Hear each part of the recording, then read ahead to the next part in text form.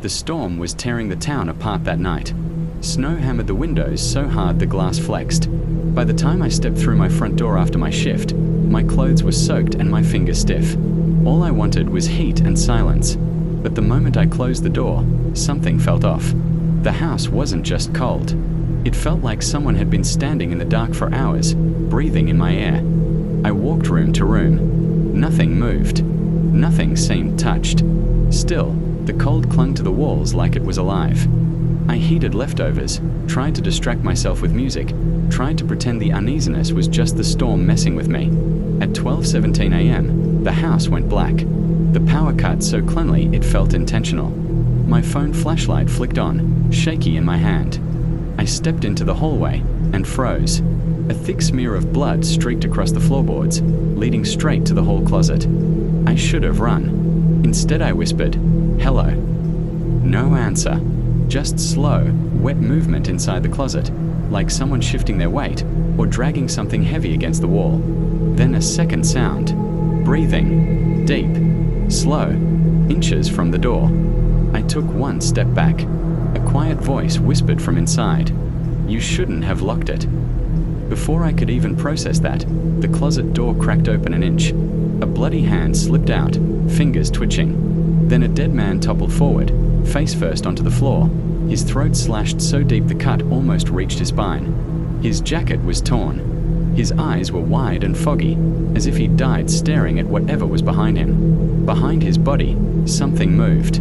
A man crawled out of the closet on his hands and knees, rising slowly to full height. His coat was shredded.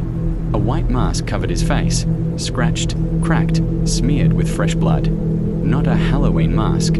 Something he made. Something he wore often. He held a long knife. He stepped around the corpse like it was nothing, tilting his head at me with a calm, curious motion, almost wondering why I was still standing there. His breathing didn't change. Mine did. I ran harder than I've ever run. My socks hit the icy porch, and I crashed into the railing. I didn't stop. I tore across the yard barefoot, screaming into the storm until a neighbor finally opened their door. The police searched my house for 3 hours. They found blood pooled in the kitchen, drag marks from the back door to the closet, bloody handprints on the walls, the fridge, the inside of my bedroom door. The dead man was identified within an hour, missing since that afternoon. But the masked intruder was gone. The next morning, a detective called me, voice tight. They reviewed my security camera footage. At 5:42 p.m., the exact moment I stepped out of my car after work, a tall man in a white mask walked up my driveway, carrying the dead man slung over his shoulder, like he weighed nothing. He walked right behind me, close enough to touch me, and I never noticed.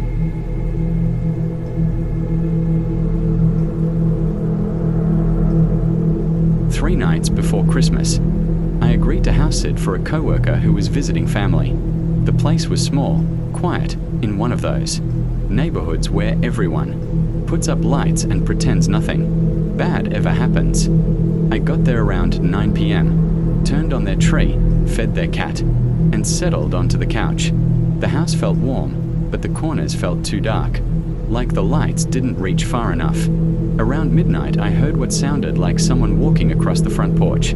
Slow, heavy steps. I checked the peephole. Nothing. I turned the porch light on. Still nothing. I told myself it was ice cracking. I went back to the couch. 10 minutes later, the steps came again. This time circling the house, across the side path, toward the backyard. I muted the TV. The steps stopped. I grabbed a flashlight and looked out the back window. The snow was untouched. Not a single print. But the motion light on the shed flicked on. I stared at it, waiting. Then, very slowly, the shed door shifted open about an inch. Not blowing, pulled. I called my coworker whispering, asking if anyone else had a key. She said no. She also said something that made my stomach drop. The shed doesn't have a door latch. It can't close on its own. I locked every door and tried to stay calm. Around 1:40 a.m., the cat ran to the hallway and stared at the front door, ears flat, back arched. I hadn't heard anything, but the cat growled like someone was standing inches away. A second later, a soft knock tapped the door. Not a normal knock, 3 slow, deliberate taps spaced perfectly apart. I didn't answer. The tapping came again, lighter, almost playful. I called 911. While on the phone, something scraped the front door, metal on metal, slow, steady, like someone was pressing a key against the lock trying to figure it out by feel. The dispatcher told me to get somewhere safe. I backed into the bathroom, locked it, and listened. The scraping stopped. Then, silence. Not even the cat moved. When police arrived, they found footprints leading around the house, circling it twice. But here's what froze everyone. The prints weren't from boots. They were from bare feet. In sub-zero cold. They stopped at the front door, then reappeared at the shed, where officers found something inside. One single Christmas ornament, placed in the center of the floor. It wasn't from the house. It wasn't from my coworker. It was a clear glass bauble with a piece of curled paper inside. They opened it carefully. On the paper, in tiny cramped handwriting, were the words, "You didn't open the door this time." Then below it, "I'll try again when you're not. House sitting." As police were still processing the scene, the motion light on the shed flicked on again, but there were no new footprints leading to it.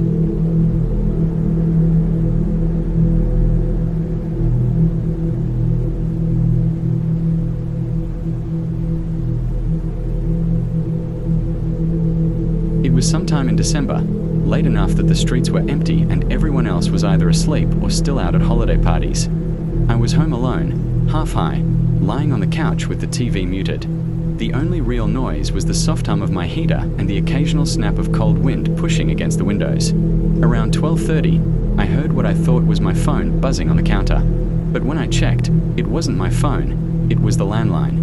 I almost never use it. The caller ID said line in use, which didn't make sense because I hadn't touched it. I lifted the receiver and froze. There was breathing on the other end. Not heavy, measured, controlled, like someone was trying to match my rhythm. I hung up immediately and unplugged it, trying to laugh it off as some glitch. A few minutes later, my TV flickered. Not the service, like someone hit the input button. The screen switched to a camera feed. For a second, I didn't understand what I was looking at. Then my stomach dropped. It was a live feed of my basement. A single dim light bulb. Concrete floor. Old holiday decorations stacked along the wall. And in the far corner, barely visible at the edge of the frame, something moved. Slow. Deliberate. I leaned in and realized it wasn't something. It was someone. A man. Kneeling. Facing the wall. Completely still except for his shoulders gently rising and falling. I killed the TV and ran to the basement door. I pressed my ear against it. Nothing. No footsteps. No movement. Just a faint scraping sound, like metal dragging lightly across concrete. I called 911. While it rang, I heard a soft click from the basement, like someone turning a doorknob from the inside.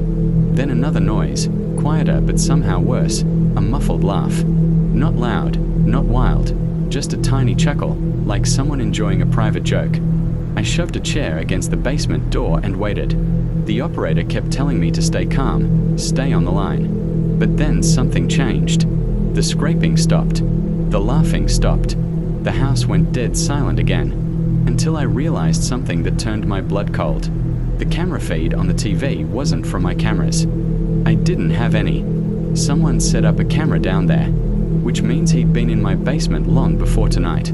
When the police finally arrived, they went down there with weapons drawn. They searched everything, behind the furnace, under the stairs, the crawl space. No one. No tracks in the snow outside.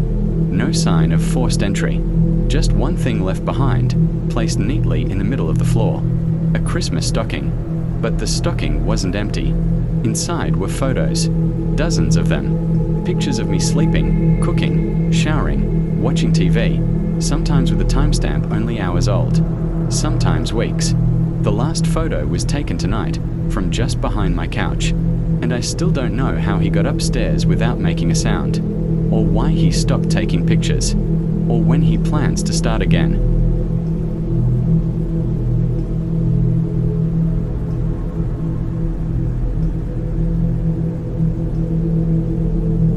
Snow fell so heavy it looked like static outside.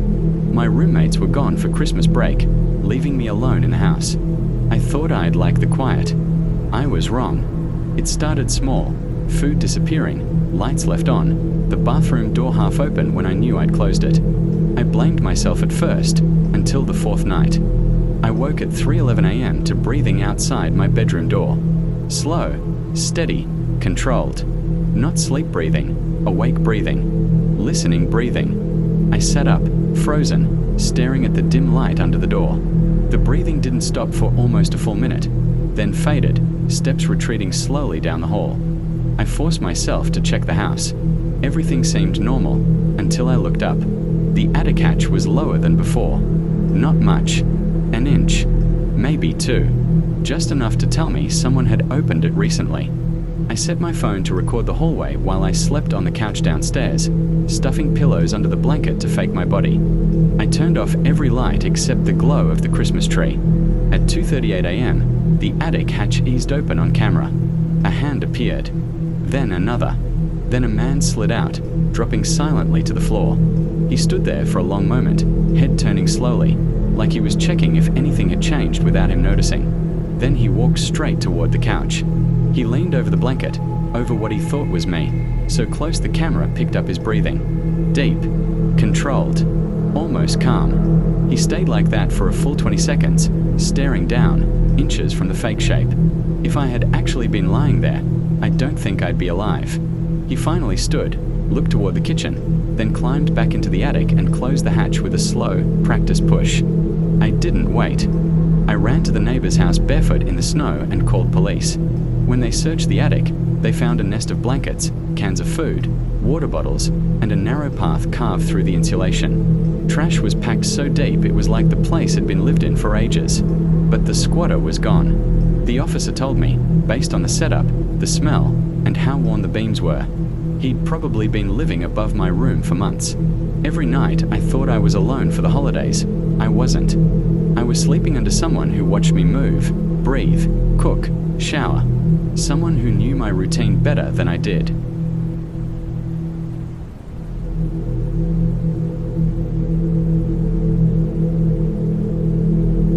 It was 2 nights before Christmas. Snow coming down hard enough to swallow every sound. I was home alone, a little high, half watching holiday videos. Around midnight, I got up for snacks. When I came back, something felt wrong. My blanket was folded differently. The TV remote was on the floor. I tried to blame it on being baked, but a tight feeling stuck in my chest. A few minutes later, I heard a floorboard creak down the hall. Then another, softer, like someone shifting their weight carefully. I muted the TV. The silence felt thick and tense, like the house was holding its breath. I checked the hallway. Nothing. Doors locked. Windows shut. I told myself to relax. I sat back on the couch. That's when I noticed my phone sitting on the coffee table. I had left it charging in the kitchen. Someone had placed it there. I didn't move. I listened. And then I heard it, breathing. Slow, controlled, coming from somewhere deeper in the house.